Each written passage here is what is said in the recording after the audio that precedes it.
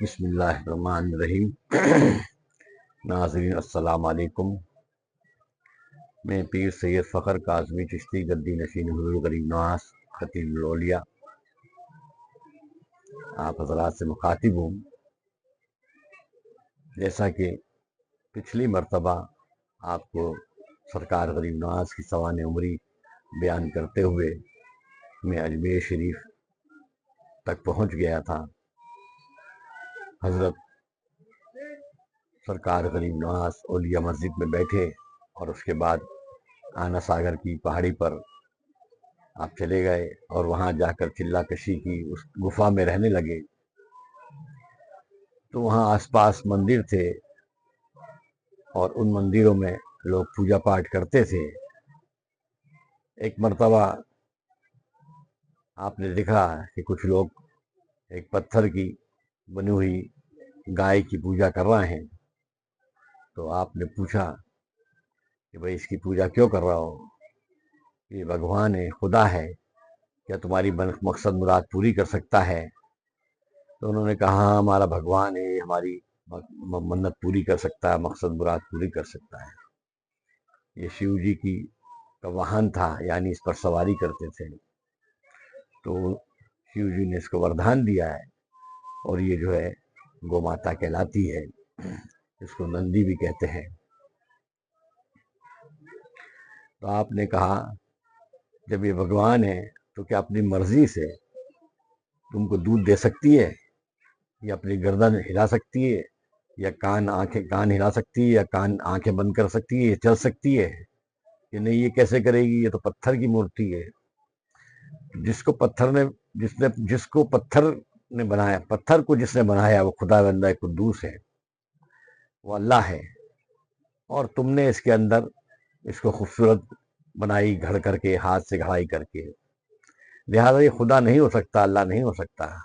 لیکن اللہ کے حکم سے ہی چل سکتا ہے، یہ بول سکتا ہے، یہ دیکھ سکتا ہے، اس کی آنکھیں جھپک سکتی ہیں، اس کے کان ہل سکتے ہیں، اگر اللہ کا حکم ہوگا تو آپ نے کہا دیکھو یہ اللہ کے حکم سے دودھ دے دے گی۔ تو ان لوگوں نے کہا کیسے دے دے گی؟ یہ پتھر کی مورتی ہے۔ یعنی اس بات کو آپ لوگ جانتے ہو کہ یہ پتھر کی مورتی ہے، اپنی مرضی سے دودھ نہیں دے سکتی، پھر بھی تم لوگ اس کی پوجا کرتے ہو، اس کو بھگوان مانتے ہو، اس کو خدا مانتے ہو۔ لیکن اللہ چاہے تو اس سے دودھ دلا سکتا ہے۔ لہذا وہاں جو لوگ موجود تھے ان سے کہا کہ اللہ کے حکم سے یہ گائے دودھ دے گی، اس کی دعاری کرو۔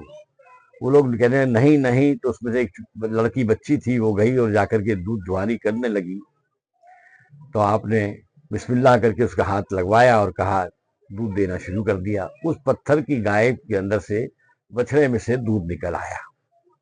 یہی واقعہ دوسری جگہ پر ایک گائے کے بچڑے سے متعلق ہے کہ گائے کا بچڑا دودھ نہیں دے سکتا، چھوٹی گائے دودھ نہیں دے سکتی۔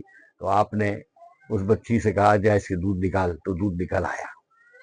بہرحال یہ کہ وہ جو دودھ نکلا اور لوگوں نے پیا اور اس کو سیراب ہوئے اور خدا کا شکر ادا کیا اور غریب نواز کے دست حق پر ایمان لے کر کے آئے وہ تمام حضرات۔ اسی شکل میں ایک مرتبہ سرکار غریب نواز بیٹھے ہوئے تھے کہ آپ کو ایک دم خیال آیا کہ ایک عرصے دراز سے میں نے چلہ کشی نہیں کی ہے تو میں چلہ کروں گا، اور 40 دن آپ چلے میں بیٹھ گئے اور اپنے مریدین کو اور اپنے بھائی خواجہ فخر الدین گردیزی کو کہا کہ بھئی میرا حجرہ بند کر دو، تم لوگ باہر بیٹھو۔ آپ کی شہرت اتنی ہو گئی تھی کہ دور دراز سے لوگ آپ کے پاس آپ کا فیض اٹھانے کے لیے آتے تھے، کیونکہ اندھا دیکھتا تھا، گونگا بولتا تھا، بہرا سنتا تھا، لنگڑا دوڑتا تھا، سب کی بیماری دفع ہوتی تھی، تندرستی ہوتی تھی، لوگوں کو بے اولادوں کو اولاد ہوتی تھی۔ یہ تمام باتیں کی شہرت چاروں طرف پھیل چکی تھی اور ہزاروں لاکھوں کی تعداد میں لوگ آپ کے پاس آنے لگے۔ چلہ کشی کر کے آپ 40 دن بعد باہر نکلے تو آپ کے مریدین نے کہا حضور آپ جو ہے 40 دن سے اندر تھے اور یہ لوگوں کا جو مجمع ہے یہ آپ کے دیدار کرنے کے لیے کھڑا ہوا ہے اور ان سے آپ دیدار کیجیے۔ تقریباً 90 لاکھ آدمی کا جو ذکر آتا ہے وہ وہیں پر ہے، جو آنا ساگر کا تالاب ہے، یہ سوکھا ہوا تھا، اس کے میدان میں وہ تمام لوگوں کو سرکار غریب نواز سے کہا ان کو کھڑا کر دو ایک جگہ پر، اور اس کے بعد سب میرے دیدار کر لیں گے، چونکہ اتنا بڑا مجمع ہے جو ایک ایک کر کے میرا دیدار نہیں کر پائے گا۔ سرکار غریب نواز کے حکم کے مطابق تمام لوگوں کو ایک جگہ جمع کیا اور ایک اونچی جگہ بنائی گئی جس پر آپ کو کھڑا کیا گیا۔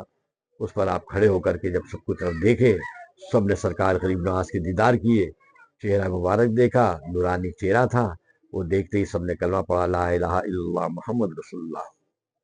تمام لوگوں نے کلمہ پڑھا، مشرف با اسلام ہوئے۔ یہ مجمع لوگوں کا اور لوگوں کے کا سرکار غریب نواز کے پاس آنا، بھیڑ کا جمع ہونا، جو راجہ تھا اس کو یہ ناگوار گزرتا تھا۔ بار بار پبلک کا آنا، بھیڑ کا آنا، اس کو یہ خیال آ رہا تھا کہ اب میری حکومت چلی جائے گی، کیونکہ عوام جو ہے ان کے فیور میں جا رہی ہے کہ ایسا نہ ہو کہ میرا تختہ پلٹ دے۔ سرکار غریب نواز نے بار بار اس سے کہا کہ بھائی تو جو ہے فکر مت کر، تیری حکومت کو ہمارے سے کوئی تکلیف نہیں ہے، ہم بادشاہت کرنے نہیں آئے ہیں، ہم حکومت کرنے نہیں آئے ہیں، ہم تو اللہ کا دین پھیلانے آئے ہیں اور لوگوں کو اچھی باتیں بتانے آئے ہیں، لوگوں کی مدد کرنے آئے ہیں، جو یہاں طرح طرح کی بیماریاں ہیں ان کو دفع کرنے آئے ہیں، جو یہاں کوپرتا ہے ان سب کو ختم کرنے آئے ہیں، اور لوگوں کو انسانیت کا، پیار کا پاٹھ سکھانے آئے ہیں۔ میرا پیغام محبت ہے، جہاں تک پہنچے میں پیغام محبت دینے آیا ہوں، سمجھے؟ محبت سب سے، نفرت کسی کے لیے نہیں۔ آپ نے یہ کہتے ہوئے بادشاہ کو بار بار کہا، پر اس کے دماغ میں شیطانی وسوسہ تھا۔ پھر آپ کو یہ خیال آیا کہ مجمع آتا ہے، میرے ساتھ لوگ ہیں اور لوگ یہاں تک آتے ہیں، تو اپنے مریدینوں کو، خلیفاؤں کو، سب کو چاروں طرف ہندوستان میں بھیج دیا کہ جاؤ بھائی لوگوں کی وہیں مدد کرو، وہیں رکھو، یہاں تک آنے مت دو۔ یہاں جب لوگ آتے ہیں تو بادشاہ کو اکساوا ہوتا ہے، ایک حسرت ہوتی ہے کہ یہ جو لوگ ہیں یہاں آ رہے ہیں اور یہ سب میرے جو ہے پاس آتے ہیں، تو بادشاہ کو اس سے ڈر لگتا ہے کہ میری حکومت کہیں چھین نہیں رہا ہے۔ تو جو لوگ تکلیف زدہ ہیں، دکھ زدہ ہیں، پریشان حال ہیں، مصیبت زدہ ہیں، وہ سب کے سب جو ہیں وہیں پر آپ سے فیض حاصل کر رہے ہیں۔ آپ تمام لوگ وہاں جاؤ اور وہاں جا کر کے لوگوں کی مدد کرو اور لوگوں کو بتاؤ، ہدایت دو، عملیات بتاؤ، دین پھیلاؤ، دین کا کام کرو۔ تمام خلیفہ چلے گئے، خواجہ قطب الدین کو دلی بھیج دیا، بابا فرید پنجاب میں، صابر علاؤالدین اور دیگر خواجہ نظام الدین، خواجہ قطب الدین، بابا فرید، تمام لوگوں کو جگہ جگہ بھیج دیا اور سب سے کہا دین کا کام کرو۔ اب چونکہ بادشاہ کو بہت خار آ چکا تھا اور اس نے کہا آپ جو ہے یہاں سے چلے جائیں ورنہ میں آپ کا قتل کر دوں گا، اگر 10 دن میں میری حکومت نہیں چھوڑی تو میں 10 دن میں آپ کو قتل کر دوں گا۔ جب بادشاہ کا یہ جلالی روپ آپ نے دیکھا اور بادشاہ کی فیملی کے لوگ جو سرکار غریب نواز کی خدمت میں رہتے تھے، مرید ہو چکے تھے اور ایمان لے آئے تھے، وہ تمام بھی پریشان ہوئے۔ اس میں خصوصی راجہ کی ماں، بیٹی، بہن اور جو اس کے پریوار کے لوگ تھے، بھائی بھتیجے، روڑا مٹھو، یہ تمام لوگ جو ہے وہ بادشاہ کی اس بات کو جانتے تھے کہ اب اس نے جب زبان سے کہہ دیا ہے تو وہ اس کو کرے گا۔ تو اب سرکار سے آپ لوگوں نے پریشان ہو کر کہا حضور کوئی رستہ نکالیے، یا تو یہاں سے ہٹیے اور نہیں تو پھر جو ہے وہ بادشاہ جو کہہ رہا ہے وہ کر گزرے گا۔ تب آپ نے اللہ سے دعا کی، اللہ کے رسول سے، یا اللہ تیرے رسول کے حکم سے میں ہندوستان آیا ہوں اور دین پھیلا رہا ہوں اور دین کی دعوت دے رہا ہوں، انسانیت کا بول بالا کر رہا ہوں، انسانوں کی مدد کر رہا ہوں، انسانیت کا سبق دے رہا ہوں۔ لہٰذا یہاں کا ظالم بادشاہ راجہ ہے اور اس نے مجھے 10 دن کے اندر یہاں سے جانے کا حکم دیا ہے، اگر تیرا حکم ہو تو میں چلا جاؤں اور اگر حکم ہے تو میں رہوں۔ کل نفس ذائقۃ الموت، موت تو تیرے حکم سے آئے گی میرا مولا، 10 دن بعد بھی آئے گی، 10 دن پہلے بھی آئے گی، جس وقت رکھ دیا ہے۔ موت سے میں ڈر نہیں رہا ہوں، پر مجھے جو اس نے حکم دیا اور میرے ساتھی جو اس کے رشتہ دار عزیز تھے انہوں نے جو مجھے سے کہا ہے کہ وہ جو کہے گا وہ کر گزرے گا، اس لحاظ سے مجھ کو مجبور ہونا پڑا کہ میں جو ہے اب یہاں سے تیرے حکم سے یا تو روانہ ہوں یا تیرے حکم سے رہوں۔ لہٰذا سرکار غریب نواز سے دعا کی اور دعا کرنے کے بعد میں رات آپ نے خواب دیکھا کہ شہاب الدین غوری کو حکم دینے کے لیے اللہ نے حکم دیا کہ شہاب الدین غوری کو جو تم سے ملاقات کر کے گیا تھا اسے حکم دو جس حال میں بھی یہ جنگ کر دے کہ فتح و نصرت اس کے حق میں اللہ کی طرف سے ہے۔ جب شہاب الدین غوری آپ رات سوئے، صبح اٹھ کر دیکھا، خیال کیا، پھر رات سو کر کے آپ نے شہاب الدین غوری کو سپنے میں خواب میں جا کے بتایا کہ اللہ کا حکم ہے، فتح نصرت تیرے حق میں ہے، لہٰذا تو جو ہے جس حال میں بھی ہے اور جنگ کر لے اور حملہ کر لے۔